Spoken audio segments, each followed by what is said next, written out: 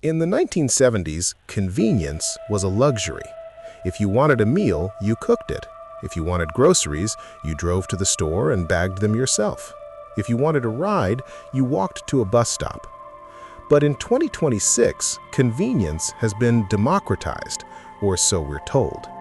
We've been given apps that do everything for us, but this convenience isn't free. It is a hidden tax that is quietly consuming the surplus income of the middle class.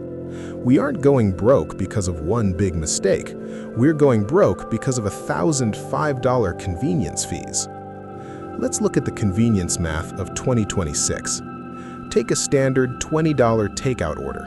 If you drive to the restaurant, it costs you $20 plus a small amount of gas.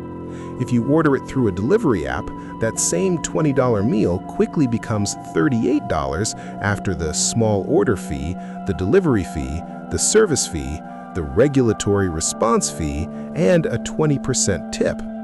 You have paid a 90% markup for a 30-minute time saving. If you do this twice a week, you're paying a convenience tax of over $1,800 a year. The trap goes even deeper with grocery delivery and Instacart-style services. In 2026, most users don't realize that the prices on the app are often marked up 15 to 20% above the in-store price. When you add the subscription fee and the tip, you are effectively paying $120 for $80 worth of food. Over a year, the average household using these services is losing between $3,000 and $5,000 in purchasing power. That is the difference between a funded emergency account and living paycheck to paycheck. This is the psychological trick of microtransactions. Our brains aren't wired to track $5 and $7 increments.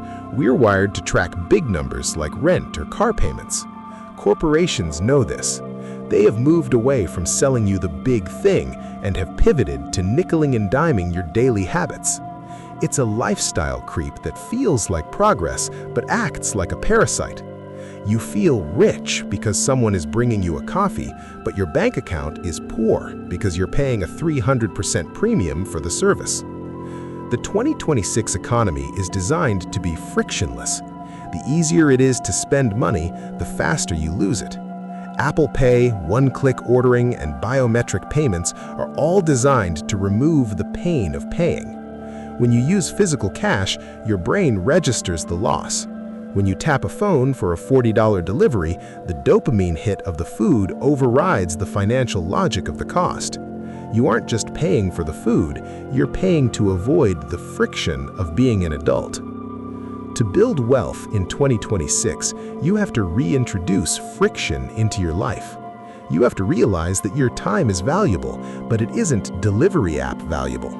If you earn $30 an hour, spending $20 in fees to save 20 minutes of driving is a mathematically losing trade. You are working for the app, not the other way around. The path to financial sovereignty requires you to see these services for what they really are, an invisible tax on the undisciplined. If you want to be in the top 10%, you have to stop acting like the bottom 90% who are subscribing to their own poverty. Stop paying for the convenience of staying broke.